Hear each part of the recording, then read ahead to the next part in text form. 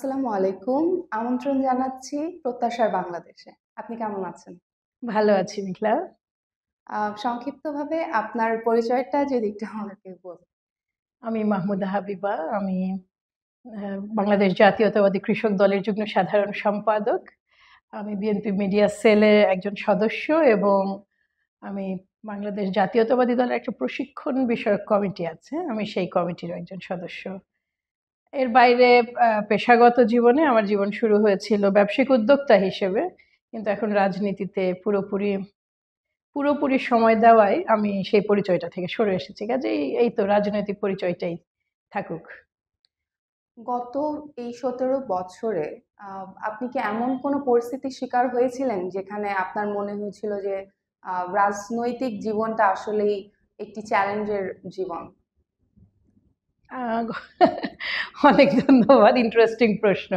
এটা আসলে 17 বছর বলে নয়, বাংলাদেশে শুধু না সারা বিশ্বব্যাপী যারা রাজনীতিতে এসেছেন, সেই জার্নিটা কিছুদিনের মধ্যেই প্রত্যেকে একটা জিনিস ফিল করেন যে এটা খুবই ডিফিকাল্ট একটা চয়েস, খুবই কঠিন একটা মানে পছন্দ, এবং এই পছন্দের মানে টিকে থাকতে হলে বা এই রাস্তায় হাঁটতে হলে চ্যালেঞ্জগুলো খুবই বড় বড়, ছোট না।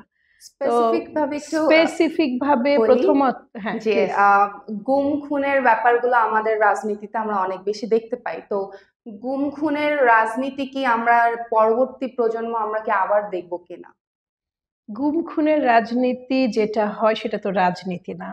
আমি গত 17-18 বছরের যেটা হয়েছে এটাকে গুম খুন যেখানে থাকে সেটা তো রাজনীতি হতে পারে না, সেটা দমন পীড়ন ফ্যাসিজম। এবং অবশ্যই সেখানে হচ্ছে যে মানে এমন একটা শক্তি যেটা জাতির ওপরে চেপে বসেছে, কেবলমাত্র সেই ক্ষেত্রেই একটা দেশে কিংবা একটা পরিবেশের মধ্যে গুম খুনের কথাটা উঠে আসে। যেখানে গুম খুন থাকে মেঘলা, সেটা কখনোই রাজনীতি হতে পারে না। কাজে বাংলাদেশে আগামীতে যদি আমরা রাজনীতি দেখি এবং যে প্রত্যাশা করি, আমরা অপেক্ষমান যে আমরা রাজনীতি, যেটা এখন একটা অন্তত কিছুটা হলেও তো রাজনৈতিক কার্যক্রম শুরু হয়েছে, আমরা চাই যে রাজনীতির সংস্কারটা টিকে থাকুক, রাজনীতি টিকে থাকুক, গুম খুনের যে দমন পীড়নের সংস্কৃতি সেটা আর কখনো ফিরে না আসুক। একটু অন্য পরবর্তী প্রশ্নে যাই। যেমন আমাদের একটা সময় গেল যে সময়টা আমাদের শিক্ষা ব্যবস্থা একটা ভঙ্গুর অবস্থার মধ্যে দিয়ে গেল। এই সৃজনশীল প্রশ্নের কোনো উত্তর সেরকম কেউ জানতো না, এবং কোনো রকমের আমরা পরবর্তী প্রজন্মকে ওভাবে দেখিনি ডেভেলপড কিছু জানতে, বা ভাষা শেখা বা কারিগরি শিক্ষার দিকে আমরা দেখিনি। তো এর পরবর্তীতে আমরা কি এই নিয়ে কোনো কিছু দেখতে পাবো কিনা, কোনো সংস্কার দেখতে পাবো কিনা বিএনপির পক্ষ থেকে? বিএনপির পক্ষ থেকে তো খুব সুস্পষ্টভাবে আমরা সংস্কার প্রস্তাবনা দিয়েছি 2016-17, তারপরে 22-23, যেটা পরবর্তীতে 31 দফা আমাদের।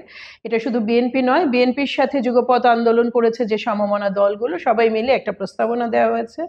এর বাইরেও বিএনপি কিন্তু 100 মানে নির্বাচন হলে বিএনপি যদি রাষ্ট্র ক্ষমতা পরিচালনার দায়িত্ব পায়, সেই ক্ষেত্রে প্রথম 180 দিনে টার্গেট কি হবে সেটা কিছু কিছু রোডম্যাপ বিএনপি ইতিমধ্যে দিয়েছে। তার মধ্যে কিন্তু শিক্ষাটা প্রথমে এসেছে। এটার প্রধান কারণ হচ্ছে যে কোনো জাতিকে তৈরি করতে হলে, একটা জাতিকে জাতি হিসেবে মানে মর্যাদাপূর্ণ এবং সত্যি কথা স্বাবলম্বী জাতি হিসেবে তৈরি করতে হলে প্রথম কথা হচ্ছে একটা সঠিক এবং যুগোপযোগী শিক্ষা ব্যবস্থা।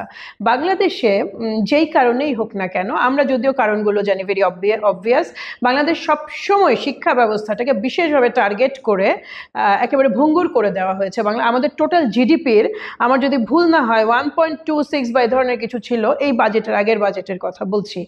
এই যে এটা কিন্তু ক্রমান্বয়ে কমতে কমতে কমতে এমন একটা জায়গায় আনা হয়েছে, প্রতি বছর বা প্রতি 2 থেকে 3 বছর পর পর কারিকুলাম চেঞ্জ করে করে এমন একটা অদ্ভুত একটা সিস্টেমে এখন শিক্ষা ব্যবস্থাটা দাঁড়িয়ে আছে, যিনি আসলে পাঠ দান করছেন বা শিক্ষক, তিনি নিজেও আত্মস্থ হয়ে উঠতে পারছেন না যে কারিকুলামটা কি। সৃজনশীল বলি কিংবা এখন যেটা মানে মানে ইন্টারন্যাশনাল একটা সিস্টেম বাংলাদেশ ফলো করার চেষ্টা করেছিল। সেই ক্ষেত্রেও যে লজিস্টিক আসলে দরকার, যে লজিস্টিক্সগুলো আমাদের রিকোয়ার্ড একটা দেশে এই ধরনের শিক্ষা ব্যবস্থা পরিচালনার জন্য, সেটা আমাদের ছিল না। ফলে শিক্ষা হচ্ছে বিগত প্রজন্ম যারা পড়াশোনা করে এসেছেন তাদের তো এখানে আসলে করার কিছুই নাই। কারিকুলাম যেটা পড়েছেন, অসংখ্য বিষয় আছে। এক হচ্ছে দুর্বল কারিকুলাম, দ্বিতীয় হচ্ছে অসত্য তথ্যের সমাহার। একেবারে মানে মন মতো একটা, মানে যে যেভাবে পছন্দ করেছেন সেই তৎকালীন মাফিয়া সরকারকে তুষ্ট করতে যে একটা মিথ্যা বা মানে একটা কি বলবো, একটা মানে কি বলবো, একটা ফ্যান্টাসি ধরনের বাস্তবতা তারা শিখিয়েছেন, বা ফ্যান্টাসি ধরনের মানে ইতিহাস আমাদের শিক্ষার্থীদের শেখানো হয়েছে। সত্যিকার অর্থে কাজে লাগানোর মতো শিক্ষা কিংবা ভোকেশনাল ট্রেনিং, অফকোর্স বাংলাদেশের মতো একটা দেশ যেখানে ডেমোগ্রাফিক ডিভিডেন্ড এত হাই, এখন আমাদের 29-এর নিচে জনসংখ্যার অলমোস্ট 28% হচ্ছে 29 বছর বয়সের নিচে। এটা কিন্তু হিউজ। এবং এই জনগোষ্ঠী কিন্তু কেবল প্রিভিলেজড শ্রেণী না, এখানে একেবারে অতি দরিদ্র থেকে নিয়ে একেবারে টপ পর্যন্ত দেখুন, যাদের প্রাইভেট এডুকেশন দেওয়ার সক্ষমতা আছে তারা কিন্তু কোনো না কোনোভাবে তাদের সন্তানদের, যেটা টোটাল জনগোষ্ঠীর সম্ভবত 0.0 কিংবা 2%ও না। ফলে হচ্ছে কি, আপনার মূল জনগোষ্ঠী যাদের জন্য উচ্চশিক্ষা কিংবা শিক্ষা তো আসলে সবার জন্য একইভাবে প্রযোজ্য না, এক এক মেধা এক এক রকমের। কাজেই বাংলাদেশ জাতীয়তাবাদী দলের কিন্তু এখানে একটা ব্যাপক পরিকল্পনা আছে। ভোকেশনাল ট্রেনিংই বলেন কিংবা স্বল্পকালীন প্রশিক্ষণ, কিংবা আমরা যেটা এখন আগামীর পৃথিবী, মেঘলা মাথায় রাখতে হবে, আগামীর পৃথিবী হবে ভার্চুয়াল, মানে রিয়ালিটি নির্ভর। সেখানে এই যে 9টা 5টা অফিস কিংবা মেধাভিত্তিক যে চাকরিগুলো, বিসিএসসি বলি কিংবা সায়েন্টিস্টের চাকরি বলি কিংবা পলিসি মেকারের কাজ বলি, এটা কিন্তু টোটাল মানে শিক্ষার্থীদের খুব অল্প অংশ এখানে অ্যাকোমোডেট হবে। তাহলে আপনার বাকি অংশের জন্য আপনি কি করবেন? আগামীর যে পৃথিবী, সেই পৃথিবীর জন্য যেই বাস্তবতাটা মানে এখন যদি অনুধাবন আমরা না করতে পারি, আমাদের এই তরুণদের আমরা কর্মক্ষম করতে পারবো না। কর্মক্ষম মানে কিন্তু সবসময় চাকরি দেওয়া নয়। কর্মক্ষম বলতে আমরা যেটা বুঝি যে একজন ব্যক্তি বা একজন তরুণ, তিনি তার জীবনযাত্রার ব্যয় এবং যেই পরিবারের তিনি প্রধান হবেন কিংবা পরিবারের অংশ হবেন, সেই পরিবারের জীবনযাত্রার ব্যয় মানে এবং পরিবারের সদস্যদের শিক্ষা, বাসস্থান, এই চিকিৎসা, এগুলো মোটামুটি স্ট্যান্ডার্ড ওয়েতে লিড করতে পারবেন। সেটা ওনার সেলফ এমপ্লয়মেন্ট হতে পারে, সেটা আপনার চাকরি হতে পারে। ফলে বিএনপির মূল টার্গেট হচ্ছে এই যে বসে থাকা তরুণ, যাদেরকে 3 মাস, 6 মাস, 1 বছর, 1.5 বছর, 2 বছর মেয়াদী প্রশিক্ষণের মাধ্যমে আমরা মানে বিভিন্ন ধরনের কাজে তারা নিজেদেরকে নিয়োগ করতে পারেন, নিজেরা ব্যবসা শুরু করতে পারেন। আমরা প্রবাসী চাকরির বিষয়েও বিশেষ গুরুত্ব দিচ্ছি। এক একটা দেশে এক এক ধরনের শ্রমশক্তি প্রয়োজন হয়, সেই শ্রমশক্তির এক এক ধরনের মানে রিকোয়ারমেন্ট থাকে। কোনো একটা দেশে হয়তো প্লাম্বারদের রিকোয়ারমেন্ট অনেক হাই, কোনো দেশে শিক্ষকের রিকোয়ারমেন্ট হাই, কোনো একটা দেশে ইলেকট্রিশিয়ানদের রিকোয়ারমেন্ট হাই। এই ম্যাপিংটার কাজও কিন্তু বাংলাদেশ জাতীয়তাবাদী দল করছে, বিশেষ করে শ্রমশক্তি রপ্তানির ক্ষেত্রে। আমরা আশা তো করি যে পরিকল্পনা গ্রহণ করা, সেটা বাস্তবায়ন করা, এটা কিন্তু মেঘলা একটা খুব বড় চ্যালেঞ্জ। আমার ভালো পরিকল্পনা আছে বলেই যে আমার হাতে কিন্তু আলাদিনের চেরাগ নাই। বাংলাদেশের যেই বাস্তবতা এই মুহূর্তে বাংলাদেশ দাঁড়িয়ে আছে, সবচেয়ে আগে মনে রাখতে হবে যে আসলে কতখানি দুরূহ এই অন্তর্বর্তীকালীন সরকারের পরে নির্বাচনের মাধ্যমে যেই সরকারি ক্ষমতা নিক না কেন কিংবা রাষ্ট্র ক্ষমতা পরিচালনার দায়িত্ব নিক না কেন, আমি খুব মানে দৃঢ়ভাবে বিশ্বাস করি দলটা হবে বাংলাদেশ জাতীয়তাবাদী দল। এই দলের জন্য যে চ্যালেঞ্জ, এটা কিন্তু ম্যাসিভ। এই কারণে ম্যাসিভ যে পরিকল্পনা করা এবং সেটা যখন ফিল্ডে বাস্তবায়ন করা, এই দুইটা সমন্বয়টাও একটা খুব বড় এফর্ট। এর বাইরে এত দিনের সঞ্চিত এবং আমি বলবো যে পুঞ্জীভূত যে ক্ষত কিংবা পুঞ্জীভূত যে অকার্যকর রাষ্ট্র ব্যবস্থা কিংবা মানে বেকারত্বের যে সমস্যা কিংবা তরুণদের যে শিক্ষার সমস্যা, এটা রাতারাতি আসলে সলভ হবে না। কিন্তু এইটুকু তো আপনাকে মেঘলা আমরা বলতেই পারি যে বাংলাদেশ জাতীয়তাবাদী দল অন্তত এই কাজটা শুরু করে দিয়ে যেতে পারবে। আপনি যদি আমাকে জিজ্ঞেস করেন তাহলে আমি খুব কনজারভেটিভ ওয়েতে আমি বলবো যে এটা এই টোটাল মানে তরুণদেরকে সত্যিকার অর্থে অলমোস্ট 100% কর্মক্ষমতার আওতায় নিয়ে আসা, it's a massive job, it will take time. কিন্তু আমরা যদি শুরু করতে পারি, যেটা হয় যে একটা সিস্টেমে যখন কাজ শুরু হয় তখন 5 বছর পরে হলে প্রথম 1 বছরের মধ্যে হয়তো কিছু চেঞ্জ দেখা যাবে, তারপর 2 বছর 5 বছর আশা তো করি যে একটা মানে চোখে পড়ার মতো চেঞ্জ মানে তার প্রথম 5 বছরে বিএনপি দেখাতে সক্ষম হবে। কিন্তু আবারও বলি, আমাদের হাতে ম্যাজিক ওয়ান্ড নাই, আমাদের হাতে আলাদিনের চেরাগ নাই, আমাদের হাতে আছে সুপরিকল্পনা। আমরা তরুণদের উপরে ভরসা করছি, আপনাদের উপরে ভরসা করছি, অসংখ্য সক্ষম তরুণও আছেন চারপাশে, আমরা তাদের সবাইকেই এই টোটাল প্রসেসটাই নিয়োজিত করতে চাই। আরেকটি সম্পূরক প্রশ্ন করতে চাচ্ছি, আপনার প্রাথমিক শিক্ষকদের বেতনের ব্যাপারে কথা বলছিলেন যে তারা যাতে করে তারা ব্যবসায়ের দিকে নজর না দিয়ে প্রাথমিক শিক্ষার দিকে নজর দিতে পারে, এইটা নিয়ে আপনারা কাজ করতে চাচ্ছেন। তো এই প্রসেসটা আসলে আপনারা কিভাবে করতে পারবেন বলে আপনাদের ধারণা? এবং আমরা যেটা জানি যে শিক্ষকদের যথাযথ প্রশিক্ষণ আমরা দিতে পারি না, তো এই প্রশিক্ষণটা কতটুকু গুরুত্বপূর্ণ এবং সেক্ষেত্রে ভাষা শিক্ষাটা আপনারা কতটুকু গুরুত্ব দিচ্ছেন, কারিগরি শিক্ষাটাকে কতটুকু গুরুত্ব দিচ্ছেন? ধন্যবাদ মেঘলা। এটা তো আসলে প্রথমত আমাদের প্রাথমিক শিক্ষকরা হচ্ছেন শিক্ষকদের মধ্যে সবচেয়ে সংবেদনশীল যা মানে যে শিক্ষক মানে অংশটা নিয়ে আমাদের জাতির কাজ করেন, তারা হচ্ছেন প্রাথমিক শিক্ষকরা। কারণ হলো তারা কাজ করেন শিশুদের নিয়ে। একটা শিশু যার প্রথম অক্ষর পরিচয় হচ্ছে, কিংবা শিক্ষার সাথে কিংবা একটা মানুষ হিসেবে গড়ে ওঠার প্রথম পদক্ষেপ যেটা, সেটা কিন্তু এই প্রাথমিক শিক্ষকের হাত ধরে হচ্ছে। বাংলাদেশের প্রেক্ষাপটে প্রাথমিক শিক্ষকের যে বেতন কাঠামো, এটা এতটা ফ্রাস্ট্রেটিং এবং এতটা রিয়ালিটির বাইরে যে আপনি মুখে বলছেন যে শিক্ষক হচ্ছে সেরা, শিক্ষা হচ্ছে, শিক্ষাদান হচ্ছে সেরা প্রফেশন, শিক্ষক হচ্ছে সমাজের উচ্চ স্তরের মানুষ, কিন্তু বাস্তবে একজন প্রাইমারির শিক্ষকের যে সামাজিক অবস্থান সেটা আপনিও খুব ভালোভাবেই জানেন। যেই অ্যামাউন্ট আপনাকে যাই করা হোক না কেন, যদি আপনি বেতনটা প্রপার, আপনি দ্রব্যমূল্য এবং বর্তমান বাস্তবতার সাথে সমন্বয় করে বেতন যদি তাকে সঠিকভাবে দিতে না পারেন, তাহলে অবশ্যই তো একবেলা ক্লাস করিয়ে আরেক বেলা তাকে জমিতে যেতে হবে, কিংবা প্রাইভেট পড়াতে হবে, কিংবা সেলাই করতে হবে, কিংবা অন্যান্য কাজে নিজেকে নিয়োজিত করতে হবে। বাংলাদেশ জাতীয়তাবাদী দলের টার্গেট হচ্ছে প্রাথমিক শিক্ষকের সার্বক্ষণিক চিন্তা, চেতনা, ভাবনা যেন তার শিক্ষার্থীদের নিয়ে থাকে, সেইটুকু নিশ্চিত করা তাকে তার বেতনের মাধ্যমে, যেন তার পরিবারের ওইটুকু সাপোর্ট হয়।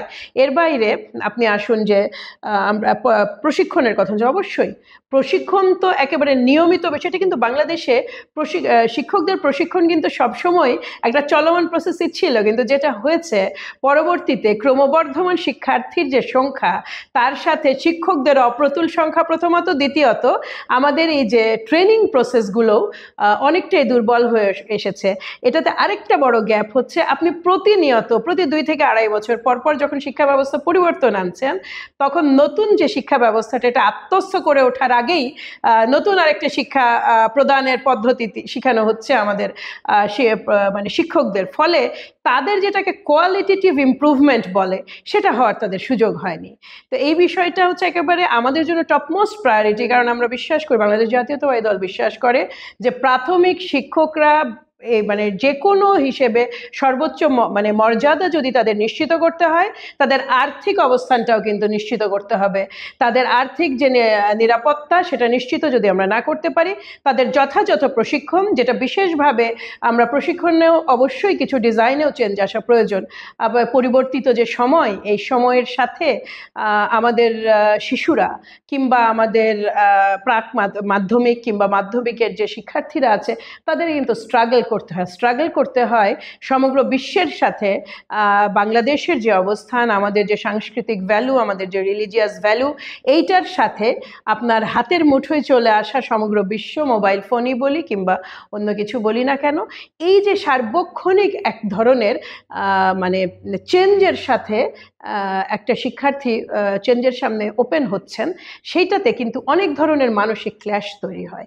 এই যে মানসিক চাপটা তৈরি হয়, এটার জন্য কাউন্সেলিং ইজ আ মাস্ট, যেটা আপনি একেবারে প্রাথমিক অবস্থা থেকে একটা শিশুর সঠিক মানসিক বিকাশটা অত্যন্ত জরুরি। শিক্ষকের কাজ তো কেবল ABCD শেখানো নয় প্রাথমিকের শিক্ষকের কাজ।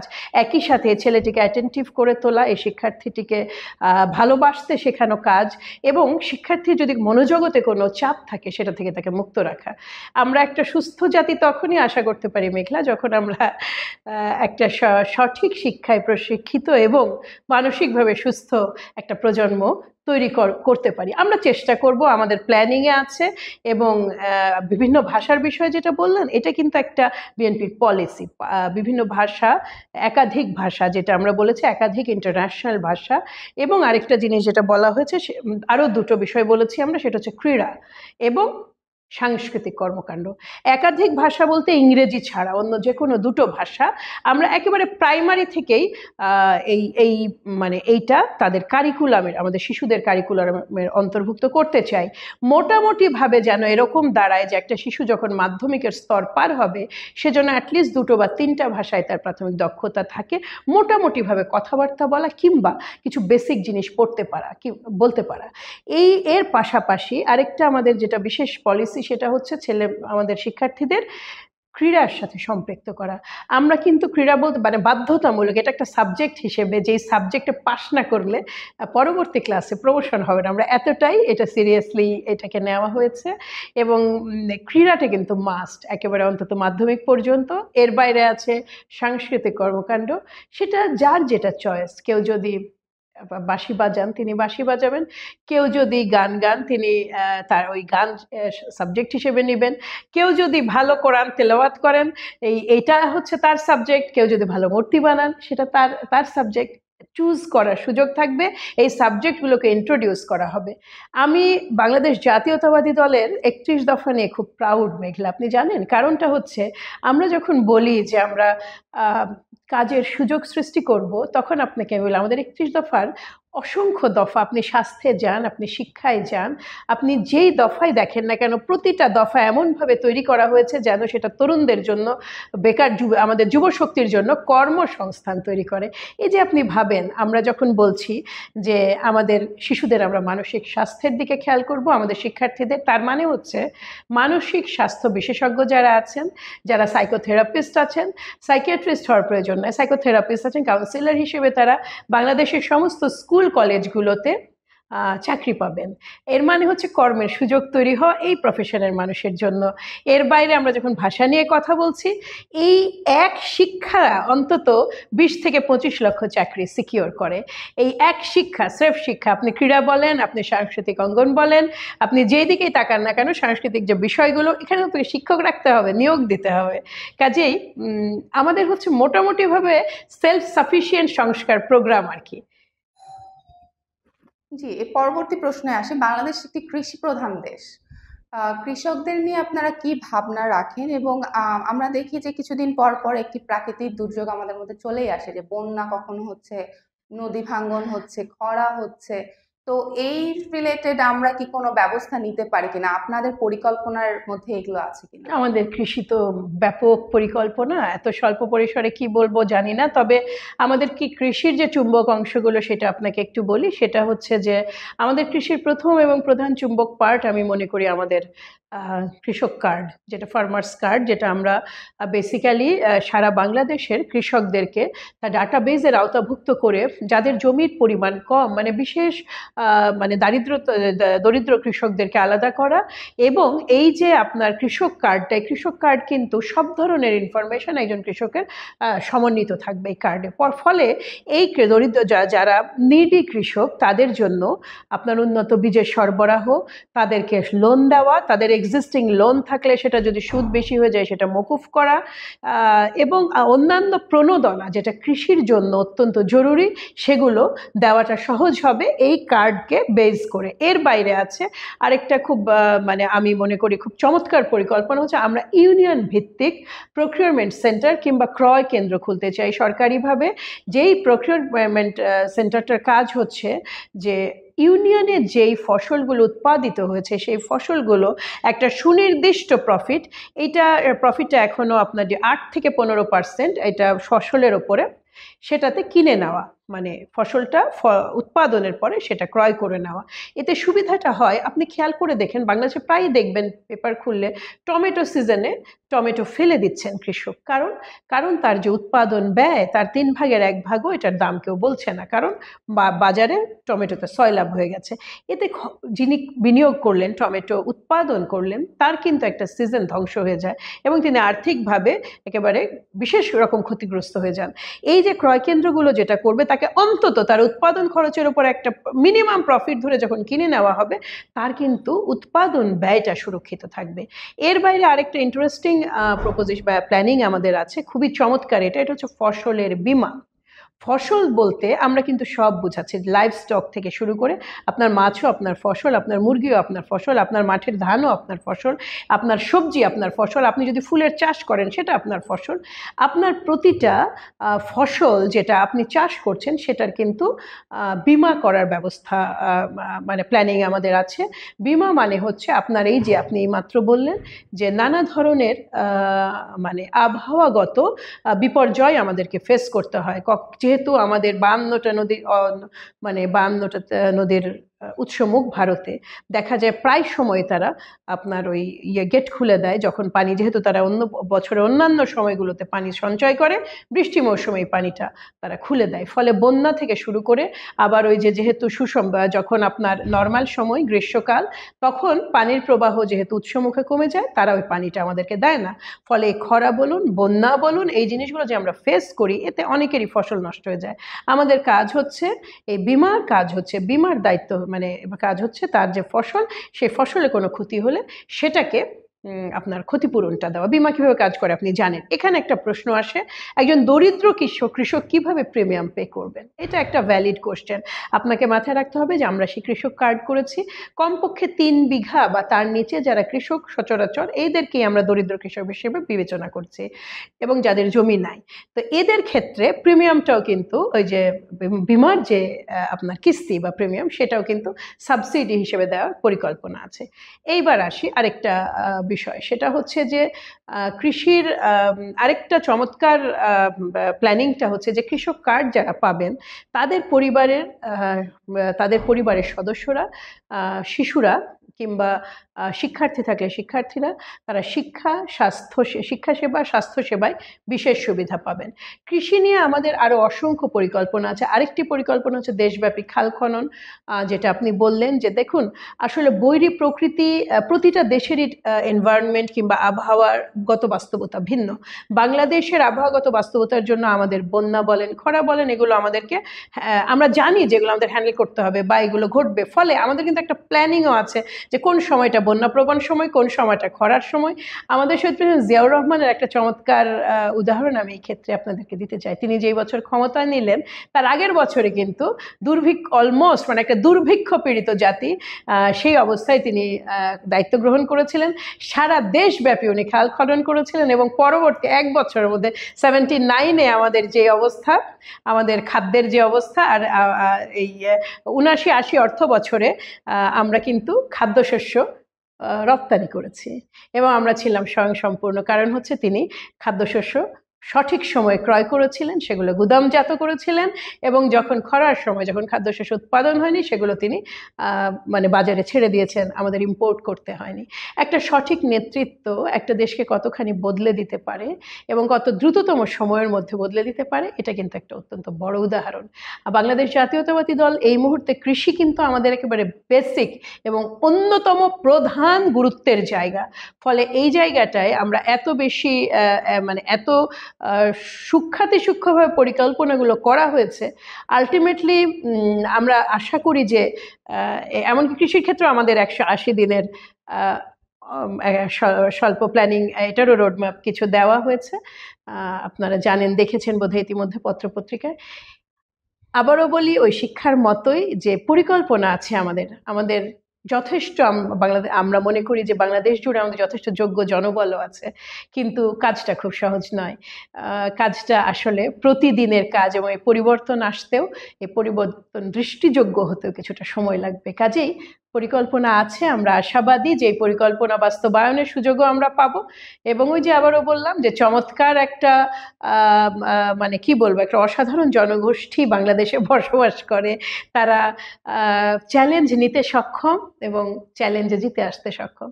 বাংলাদেশ জাতীয়তাবাদী দল কৃষিতেও বিশেষ চেঞ্জ ইনশাল্লাহ আনতে পারবে। আমরা ধরে নিতে পারি যে কৃষিতে বাংলাদেশ একসময় অনেক উচ্চ শিখরে যাবে, কিন্তু যাতায়াত ব্যবস্থাটা আসলে ভালো না হলে কৃষির উৎপাদন হয়ে আসলে কতটুকু উন্নয়ন হবে আমি জানি না।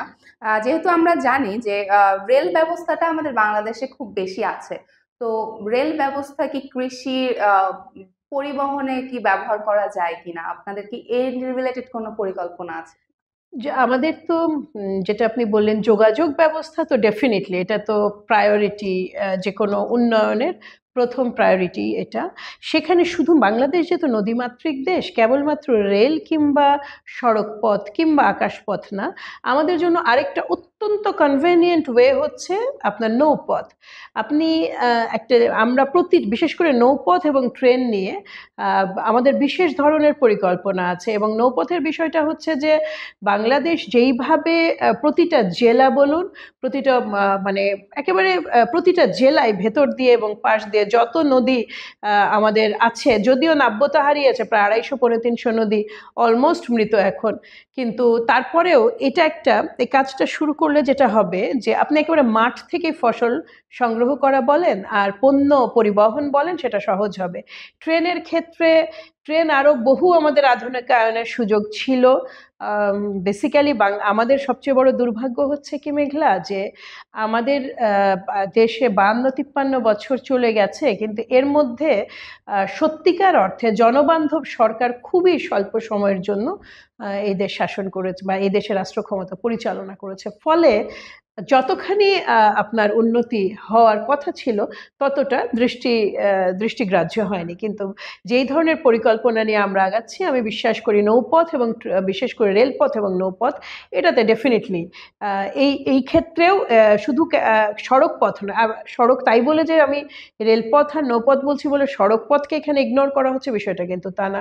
সড়ক যোগাযোগ হচ্ছে অলওয়েজ টপমোস্ট এবং মোস্ট কনভেনিয়েন্ট প্রায়োরিটি, এবং পরিকল্পনার ক্ষেত্রেও এর প্রায়োরিটি অনেক হাই। কিন্তু আপনি একই সাথে যদি প্যারালালি তিনটা আপনার যোগাযোগ ব্যবস্থা প্যারালালি চলে, যেমন সমগ্র দেশব্যাপী যদি আপনি কানেক্ট করে ফেলতে পারেন, যে খাল খনন নিয়ে আমরা কথা বলছি, এটা যদি আর একটু ব্যাপৃত করা যায়, তাহলে মূল নদীর সাথে শাখা নদীগুলো কিংবা ক্যানেলগুলোকে যখন মানে খালগুলোকে আমরা কানেক্ট করতে পারবো খুব অটোমেটিক্যালি, কিন্তু আরেকটা রুটও আপনি পেয়ে যাচ্ছেন, যেটা হচ্ছে আপনার নৌপথ।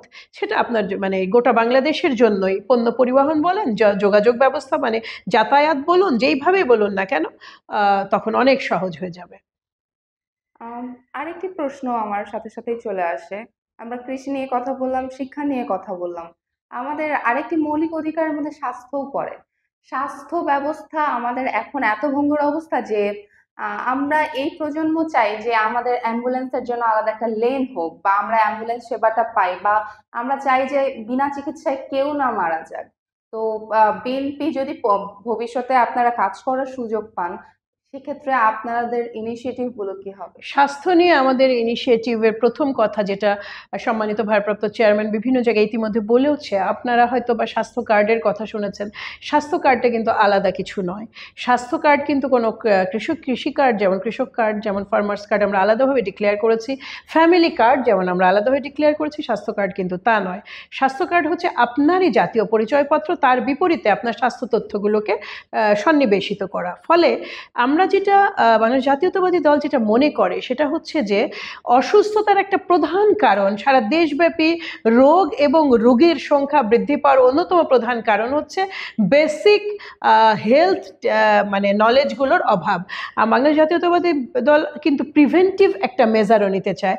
সমগ্র দেশ জুড়ে আমরা কয়েক লক্ষ মাঠকর্মী নিয়োগ দিতে আগ্রহী, যাদের কাজই হবে এই দেশের প্রতিটা পরিবারকে সচেতন করে তোলা, বিভিন্ন রোগ ব্যাধি বা সেটার কিভাবে শুরু হয়, যেমন আপনি সুনির্দিষ্ট লাইফস্টাইল আছে আপনিও জানেন, যেটা আপনি যদি ফলো করেন, তাহলে সুনির্দিষ্ট লাইফস্টাইল যদি ফলো করা হয় তাহলে আপনি দেখবেন যে আপনার রোগবালাইটা অনেকটাই কম হয়। প্রেশারের রোগ, আপনি প্রেশার ধরুন, আপনি ডায়াবেটিস ধরুন, আরও অসংখ্য রোগ আছে যেগুলো অল্প বয়স থেকে যদি মানুষ সতর্ক হয়ে ওঠেন তাহলে দেখা যায় যে তার রোগের আক্রান্ত হওয়ার সংখ্যাটাই কমে যায়। বহু রোগ আমাদের দেশে, বহু রোগ আসলে দেখাই দেয় সচেতনতার অভাবে। কাজে প্রথম আমাদের কাজ হচ্ছে স্বাস্থ্যকর্মী নিয়োগের একটা বিষয় এসেছে। স্বাস্থ্যকর্মী আমরা দেশব্যাপী একটা ব্যাপক সংখ্যক, আমরা বিশেষ করে নারীদের এক্ষেত্রে অগ্রাধিকার দিব। ব্যাপক সংখ্যক স্বাস্থ্যকর্মী আমরা সারা দেশে ছড়িয়ে দিতে চাই, যাদের কাজ হচ্ছে পরিবারগুলোকে সচেতন করা। দ্বিতীয়ত, এই যে আপনার ভোটার আইডি কার্ডের এগেনস্ট আপনার স্বাস্থ্য তথ্য সমন্বিত হয়েছে, সেটাতে আমরা চেষ্টা করছি যেটা ইউরোপিয়ান কিংবা ইউকের যে জাতীয় স্বাস্থ্য ব্যবস্থা সেই অনুযায়ী কমপক্ষে আপনি প্রথমে একটা সমস্যা হলো, পেট ব্যথা হলো, আপনি চলে গেলেন একজন বিশেষজ্ঞের কাছে, এটা আসলে right way to get treatment না। কারণ হচ্ছে আপনি প্রথমে যদি আপনার নিকটস্থ স্বাস্থ্যকেন্দ্রে যান, সেখানে যদি দেখা যায় যে আপনার এইভাবে সিস্টেমটাকে প্রণয়ন করা যায় যে সেখানে প্রাথমিকভাবে আপনাকে দেখা হলো, তারপরে আপনার যদি প্রয়োজন হয়, যদি রিকোয়ার্ড হয়, সেই ক্ষেত্রে কিছু টেস্ট দেওয়া হবে এবং সেই টেস্টে যদি দেখা যায় যে একজন বিশেষজ্ঞ চিকিৎসকের আপনার সহায়তা প্রয়োজন, তখন আপনাকে রেফার করা হবে। এইটা সমগ্র দেশব্যাপী বাধ্যতামূলক করার একটা পরিকল্পনা আমাদের আছে ওই ইউরোপীয় আদলে স্বাস্থ্য ব্যবস্থাটা তৈরি করার। আবারও বলি আপনাকে, স্বাস্থ্য ব্যবস্থা খুব জটিল একটা কাজ। এটা যে শুরু করা মাত্র আমরা করে ফেলতে পারবো তাও নয়, তবে আশা করি এই কাজটা আমরা হাত দিতে পারবো। এই যে আপনার স্বাস্থ্য, আপনার যে ভোটার বা আপনার জাতীয় পরিচয়পত্র, সেটা যেন আপনার স্বাস্থ্য কার্ড হিসেবে কাজ করে, সেই লক্ষ্যে আমরা ডাটা কালেকশন থেকে শুরু করে অন্যান্য কাজগুলো সম্পন্ন করতে, অ্যাটলিস্ট আমরা শুরু তো করতে পারবো। সম্পন্ন কতদিনে হবে সেটা কাজের গতি প্রকৃতির উপরও নির্ভর করছে। তবে স্বাস্থ্যের আরেকটা বিষয় আপনাকে এই ক্ষেত্রে বলতে চাই, আমাদের পার্শ্ববর্তী দেশের মেডিকেল ট্যুরিজম হচ্ছে বাংলাদেশে খুব পপুলার। বাংলাদেশের মানুষের একটা ধরন হচ্ছে যে তারা পার্শ্ববর্তী দেশে যে কোনো চিকিৎসা প্রয়োজনে যে গেলে স্বচ্ছন্দ বোধ করে এবং তারা বেটার ফিল করে। তার প্রধান কারণ হচ্ছে আমাদের প্রাইভেট যে চিকিৎসা ব্যবস্থা, সেটার এক ধরনের অ্যাবিউজমেন্ট। আপনার রুগীদের যে ধরনের খরচপত্র করা হয়, বা স্রেফ একটা জ্বর নিয়ে একজন ডাক্তারের কাছে গেলে যত ধরনের টেস্ট তাকে ফেস করতে হয় বা টেস্ট করতে হয়, সবসময় বা অধিকাংশ ক্ষেত্রে এটা আর্থিকভাবেও ভায়াবল হয় না। এইসব কারণে আমাদের আমাদের চিকিৎসা ব্যবস্থার উপর থেকে আস্থাটা অনেক অনেক নষ্ট হয়েছে দেশের রুগীদের। কিন্তু একই সাথে খুব সুপরিকল্পিতভাবে আমাদের রুগীদের মধ্যে আস্থা কিন্তু প্রচারণার মাধ্যমে নষ্ট করা হয়েছে।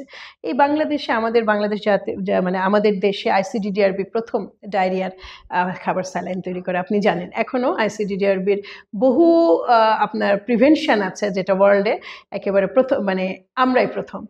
কিন্তু আবার অসংখ্য চিকিৎসাও আছে, আমাদের অসংখ্য চিকিৎসা বিষয়ে অসংখ্য সাফল্য আছে, এগুলো নিয়ে কথাটা কম হয়।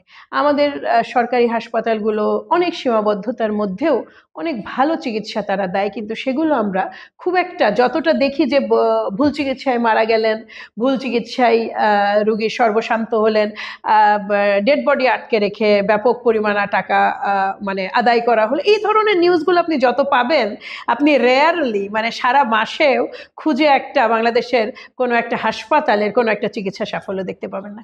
ফলে ওই ফ্যাক্টরও কিন্তু কাজ করে। আমরা আমাদের যে অচলায়তন বা সমস্যা আছে তা তো আছেই, ওটা কিন্তু অস্বীকার করছে না, কিন্তু ওই ফ্যাক্টরটাও মাথায় রাখতে হবে যে মেডিকেল ট্যুরিজম বাংলাদেশ থেকে যেই পরিমাণ বৈদেশিক মুদ্রা পার্শ্ববর্তী দেশে রেখে আসে, সে ভীতিকর।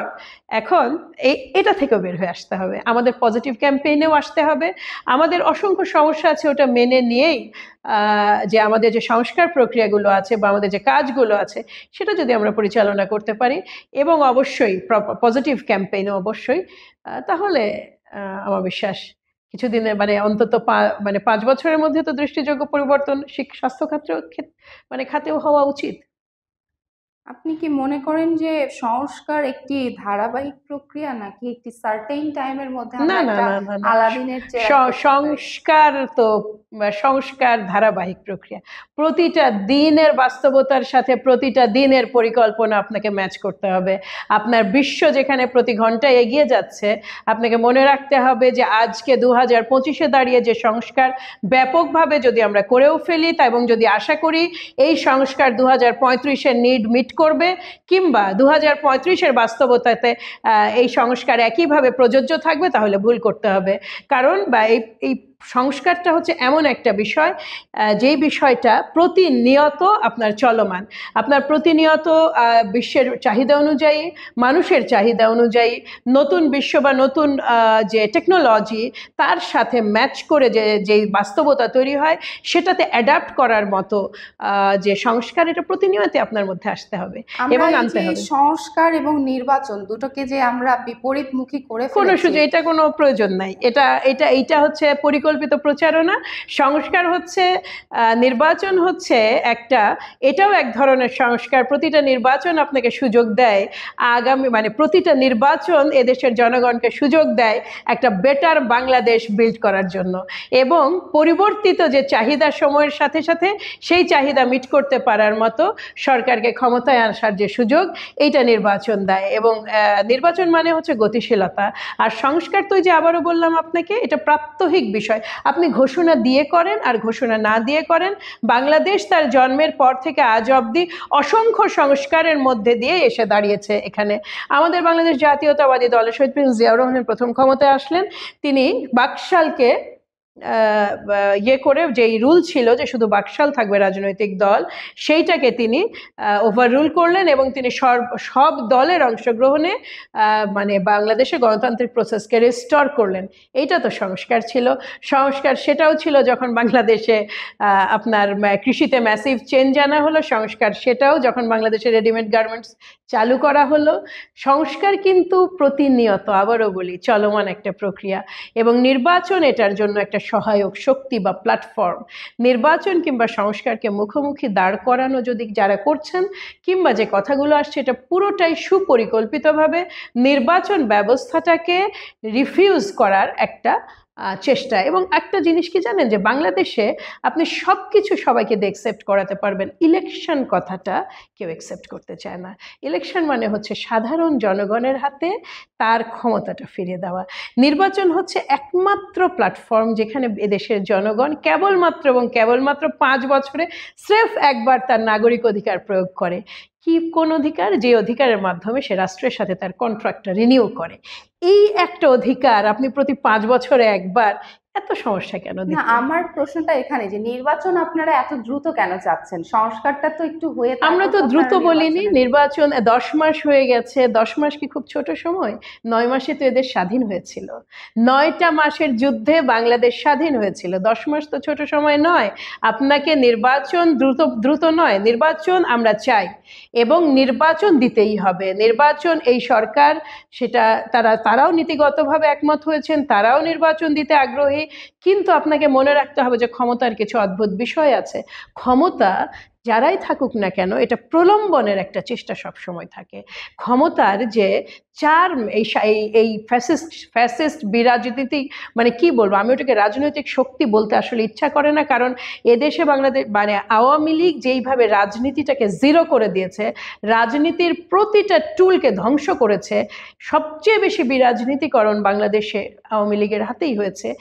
এই ধারাবাহিকতাটা যখন প্রলম্বিত করার একটা প্রচেষ্টা আমরা দেখি, কোনো সেই সময় নির্বাচন দেওয়া হয়নি উন্নয়নের নাম করে, আর আজকে স্বল্পমেয়াদী এবং দীর্ঘমেয়াদী সংস্কারের নাম করে একই ধরনের কথা যখন ভেসে আসে, তখন শুনতে ভালো শোনায় না, এবং সেইটা কিন্তু কোনো সদিচ্ছা প্রকাশ করে না। যাই হোক, এরপরেও একটা চমৎকার মিটিং হয়েছে আমাদের বাংলাদেশ জাতীয়তাবাদী দলের সম্মানিত ভারপ্রাপ্ত চেয়ারম্যানের সাথে সম্মানিত প্রধান উপদেষ্টার। উই আর লুকিং ফরওয়ার্ড এবং we are looking for the best. আমরা আস্থা রাখি, আমরা আস্থা রাখতে চাই যে এই সরকার নির্বাচন দিবে। দেখুন, আজ যে বললেন দ্রুততম সময়, বিএনপি কখনোই বলেনি দ্রুততম সময় নির্বাচন দেওয়া হোক। বিএনপি বলেছে যে সেইটুকু সংস্কার করে নির্বাচন দেওয়া হোক, যেইটুকু সংস্কার করলে একটা অবাধ এবং সুষ্ঠু নির্বাচন আয়োজন করা সম্ভব। কোন কোন বিষয়? জনপ্রশাসন, পুলিশ প্রশাসন, বিচার বিভাগ এবং নির্বাচন কমিশন, প্রতিটাতেই কিন্তু কিছু কিছু কিছু কিছু করে কাজ করে এমন একটা অবস্থায় এসেছে, এমনকি খোদ নির্বাচন কমিশনও এখন বলছে যে তারা চাইলে ডিসেম্বর কিংবা তার আগে নির্বাচন, একটা বাংলাদেশে ফেয়ার ইলেকশন দিতে পারবেন। কাজেই যারা এই নির্বাচন কন্ডাক্ট করবেন, পুলিশ প্রশাসনও আমরা দেখেছি আগের চেয়ে অনেক চেঞ্জ এসেছে এবং তাদের আচরণগত চেঞ্জ এসেছে। জনপ্রশাসনটা নিয়ে তেমন কিছু উল্লেখযোগ্য বা আশাবাদী হওয়ার মতো কিছু দেখি না, কিন্তু বিচার বিভাগে তো ব্যাপক সংস্কার তারা ইতিমধ্যেই করেছেন। নির্বাচন প্রসঙ্গটা যখন আসলোই, আরেকটি সম্পূরক প্রশ্ন করে রাখি। সংরক্ষিত মহিলা আসন আমরা একটি দেখতে পাই এবং এটার বৃদ্ধি দেখতে পাই। তো আমরা এটা নিয়ে আমরা আসলে ধোঁয়াশার ভিতরে আছি। আপনার এই ক্ষেত্রে কিরকম মতামত? সংরক্ষিত মহিলা আসন দরকার আছে, কিন্তু এটা দীর্ঘদিন ধরে চলমান একটা প্রক্রিয়া। বাংলাদেশের জাতীয় সংসদের সাথে সাথে খুব যে এটা থেকে বেটার রেজাল্ট বা খুব মানে সাউন্ড নারী নেতৃত্ব বেরিয়ে এসেছে বিষয়টা তা নয়। টোটাল সিস্টেমটার মধ্যে আমি সহজ কথায় যেটা বুঝি যে সংরক্ষিত নারী আসন যেমন থাকা প্রয়োজন, তেমনি এটার পাশাপাশি যদি আমরা মানে মূল নির্বাচনে নারীর মনোনয়ন, বিভিন্ন দল থেকে নারীর মনোনয়নের সংখ্যা বৃদ্ধি করতে পারি, কেবলমাত্র তখনই আপনি নারী নেতৃত্বটাকে, বিকাশকে নিশ্চিত করতে পারবেন। দেখুন মেঘলা, এই প্রসঙ্গে একটা কথা আমি না বলে পারছি না।